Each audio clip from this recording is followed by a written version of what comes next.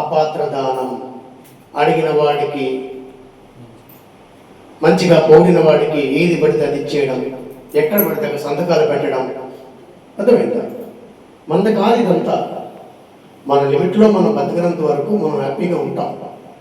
మనం పూజలు చేసినంత మాత్రాన, జపాలు చేసినంత మాత్రాన మన లిమిట్స్ క్రాస్ చేస్తే ఏమవుతుంది?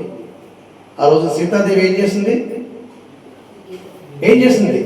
ఒకే ఒక లిమిట్. ఏంటది? అంతే. ఎంత యుద్ధం జరిగిన దానికి, ఎంతమంది మరణించారు, ఎంత అవస్థ వచ్చింది.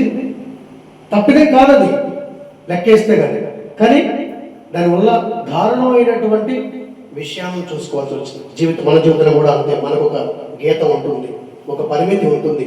ఆ పరిమితి దాటి వెళ్ళామా, దానివల్ల మనము మూల్యం చెల్లించుకోవడమే కాకుండా మన కుటుంబ సభ్యులు కూడా రోడ్డున పడేటటువంటి పరిస్థితి వస్తుంది.